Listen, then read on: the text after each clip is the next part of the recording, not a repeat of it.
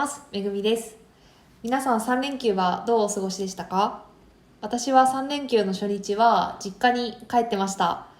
東京に戻ってから家族と頻繁に会えるようになったのですごい嬉しいなっていうふうに思ってるんですけど、今回実家に帰ったのはお母さんから仕事の相談があるからこの3連休どっか来れるって言われて行ったんですけど、最近すごいお母さんと仕事の話をよくしてて、私のお母さん、自分で言うのもあれなんですけど、すごくて、もともとお母さんは結婚してから約30年間ぐらいずっと専業主婦だったんですけど、2年前に私たちもう全員自立してというか、社会人になって、もう就職もして、しばらく経って、で、お父さんも、もともと勤めてた会社を辞めて、フリーランスみたいな、なんていうんですかね、早期退職して今自分の好きな仕事をしてるんですけど、をやり始めて、でなんでお母さんも働こうと思ったらしくて、2年前にベンチャー企業にバイトとして週3で入ったんですけど、今その2年後にその会社の執行役員になったんですよ。で今はすごいいろいろ一生懸命勉強しながら働いてて、私にもこれどうしたらいいかなとか、こういうこと社長から言われてるんだけどどう思うとか相談してくれるんですけど冷静にすごいなって最近思ってて、でも私のお母さんってすごい昔からバイタリティがあって、結構なんていうんですかね、エネルギッシュな人だったのと、あとは自分の身内のことこんなに言うのあれなんですけど、天才っぽい感じなんですよね。すごい大富豪が強かったりとか、本をめちゃめちゃ読んでたりとか、昔学生の時とかお母さん通勤の間もうずっと週刊文春週刊文春だけじゃないと思うんですけど、雑誌とか本とかすごい読んでて、結構何でも知ってるみたいな。あとは社交的で、こんな人とも知り合いなのかなっていうぐらい人とつながるのが上手で、この間も友達のお母さんの友達の息子の彼女ともLINE 交換してたりとかして、いやすごいなって。私全然社交的じゃないんで、すごいコミュニケーション能力が高いなっていうふうに思ってたりとか、あとはご飯とかも和食じゃなくって、タイ料理とかフレンチとか、みんながあんまり知らない海外のご飯とか昔からすごい作ってくれたりとか、あとは小学校の時とか学校から帰ったら急にじゃあアフターシックスでディズニーランド行くかみたいな感じでディズニーランドに連れてってくれたりとか、そもそも私たちっていうか私二人兄弟がいるんですけど、みんな同い年で三つ子なんですよ。だからその三つ子を育て上げるっていうなんていうのかな、バイタリティがある人だったので、いや近くにいるから当たり前だなっていうふうに思ってたんですけど、社会人になってからお母さんの話したりとかいろんな人と会ったりとかしてると、やっぱ自分のお母さんめちゃめちゃ面白いし、すごいなって最近改めて思ってます。でうちのお母さんは昔からもう本当に褒め上手っていうか、基本的に全肯定してくれるんで、もうメグはすごいね天才とか、この間も私今自分の長所と短所をなんだろうって人に聞いたりしてるんですけど、お母さんに私の長所と短所なんだと思うみたいな感じで聞いたらとか言って、長所はめちゃいっぱいあるよとか言って、明るいでしょ、努力家でしょ、目標を設定して達成できる、優しい、ネガティブじゃない、何でも楽しもうとするとか、いやもういくらでもあるわみたいな感じで言って、でじゃあ長所はありがとう、ありがとうございますって言って、じゃあ短所はあるみたいな感じで聞いたらとか言って、短所はね、メグの短所でしょ、ないとか言ってなくないとか言ってきて、もう本当にあれですね、めっちゃ褒めてくれる人なんで、仕事の話とかも結構するんですけど、基本的にお母さんからこれどうしたらいいかなとか、今こういうことで悩んでるんだけどみたいな感じで言われて、で私は通常仕事してる時みたいにじゃあこれはさじゃあお母さんのことカオルって呼んでるんですけど、カオルはこれどう思うのみたいなこととか、いやそれはカオルはもっとこうこうこうしなきゃダメだよとか、結構なんていうのかな、こうフランクな対等な感じで話す態度を取っちゃうんですけど、なんかそれでもすごい真摯に私のアドバイスを聞いて、やっぱメグはすごいねとか、なんかなるほどねとか、やっぱすごい勉強になったわとかって言ってて、なんか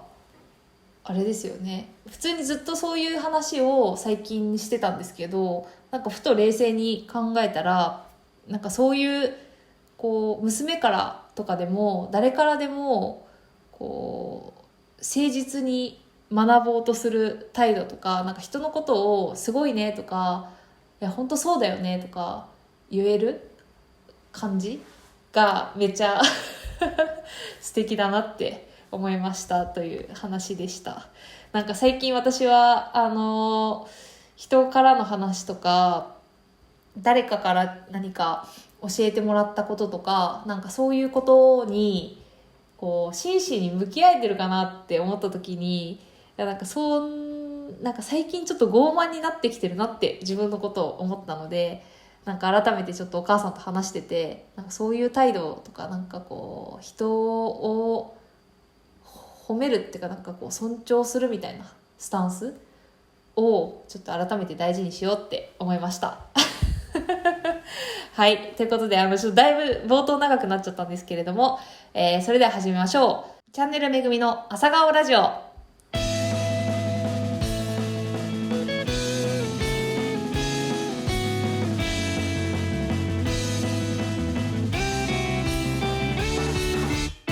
い、チャンネルめぐみの朝顔ラジオ、9月26日月曜日、東京のアパートの一室からお届けしております。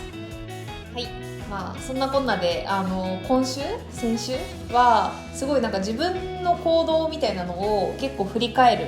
というか、なんかこう内省の週だったなっていうふうに思ってて、っていうのもちょっと周期的に生理前っていうこともあって、結構気分が落ち込んでたりとか、なんかこういろいろ自分のこと考えちゃうみたいなタイミングだったので、そんな感じだったんですけど、あとは先週の火曜日台風が来てたので、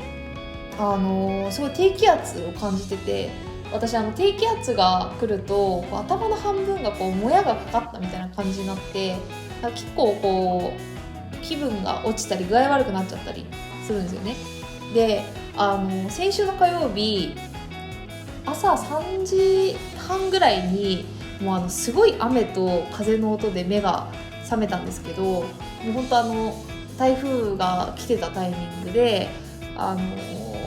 私の家って木造アパートでもう築40年超えみたいなところなので、すごい外の音とか雨風の音とか揺れとかなんならなんかで揺れてるんですよね。なんでなんだろう、風で揺れてたらさすがにやばいと思うんですけど、を感じるみたいな形で、結構ゴーみたいな、ザーゴーみたいな音が聞こえてて、で、寝起きだったんで暗い部屋の中でその音聞いてたら、なんかすごい急にこう怖くなってというか、不安になって、暗いこの家の中で雨風の音とかこう心配になってきたんですよね。なんかこう急に一人になってるみたいな感じで怖いなと思ってツイッター開いてみんながなんてつぶやいてるかみたいなことをこう検索して、そしたらやっぱりみんな結構いろんなこと言ってて、なんか余計不安な気持ちになってきて、でもうこのままじゃダメだなと思って、こうベッドで横たわりながらこの雨風の音を怖いなって思いながら、でも外がどうなってるかとか見えないんで、どんどんこう不安な想像ばっかしちゃって良くないと思って意を決して立ち上がったんですよ。で電気つけて歯磨いて顔洗ってもう一回ちょっと身支度してで、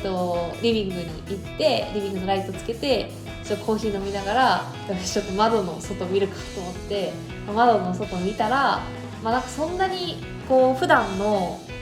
雨と変わんない、ちょっと激しいかなぐらいの感じになってて、やっぱこう見ないとどんどん想像が広がってっちゃって、なんかどんどん怖い気持ちになっていくんですけど、実際見てみたらそんなに大したことないって思えて、なんかすごい安心しましたやっぱなんか不安とか恐怖とかってこう目をそらすとどんどん大きくなると思ってて、やっぱこう実際見てみるとか実際こうどんなもんか立ち向かってみたら、想像を超えないっていうことをちょっと思いました。で、その後ちょっとずっと窓の前に立ってしばらく様子見てたんですけど、ちょっとその後ちょっとなんかパソコンいじったりとか作業したりとかしてて、しばらくしたら窓の光が普通朝ってオレンジ色になるんですよ。うちの家だいたいオレンジっぽい光が差し込んでくるんですけど、なんか紫色の空になってめっちゃ綺麗だったんですよね。で、なんか多分寝っ転がって見てたらめちゃめちゃ怖かったと思うんですよね。紫色の空って、いやなんかあるやろみたいな、これはなんかただごとじゃないぞみたいな感じになると思うんですけど、起きて見た空はすごい綺麗でしたっていう話です。はい、ということでそれではコーナーに移りましょう。早く起きた朝には。はい、ということでこのコーナーでは皆さんからいつもより早く起きた朝にやりたい、もしくはやったことを教えてもらうコーナーとなっております。いつもはバタバタして朝食も食べずに家を出るけど、ちょっと早起きした朝にはコーヒーを入れてトーストを焼いて食べるとか、そんなちょっとした皆さんの早起きエピソードを募集してます。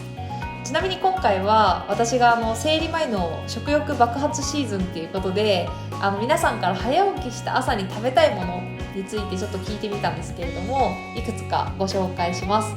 で、一番多かったのはフレンチトーストでした。フレンチトーストめちゃめちゃいいですよね。私朝のフレンチトーストってすごいいい思い出があって、昔小さい時友達とかが泊まりに来るとお母さんがフレンチトーストを前日から卵焼きにつけてくれて、で朝焼いてくれて、でそこになんか冷凍フルーツとかフレッシュフルーツとかいろいろ乗せて朝ごはん出してくれたんですよね。それが本当に美味しかったなって思います。しかも前日からつけてるんで、もうなんかねデロデロなんですよね。結構芯が残ってるフレンチトーストとかあると思うんですけど、そうじゃなくてもうデロデロって言い方悪いね、でもそのフレンチトースト美味しかったなって思い出します。あとはパンケーキも多かったです。パンケーキいいですよね。ちなみに私は私の兄弟もそうらしいですけど、ふわふわのパンケーキも大好きなんですけど、喫茶店で食べるみたいなずっしり系のパンケーキがすごい好きで食べます。だからお家で焼くと大体ずっしり系のパンケーキになるので、それも楽しんでますね。なんていうんだろうな、切り応えのあるやつそれに大きいバターを乗せてメープルシロップかけて食べたら美味しいですよね。ちなみに全然ちょっと話変わっちゃうんですけど、ダイエット中にパンケーキ食べたいなって思ったらバナナ潰して卵と混ぜて焼くだけでも結構パンケーキっぽくなるっていう情報を YouTube で見てやってみたんですけど、それもすごい美味しかったです。それが焼くのめんどくさい人はもうそのままマグカップでその液を作ってレンチンするっていうのもすごい美味しかったです。この間までちょっとダイエットしてたんで試してみてください、もし興味ある方は。はい。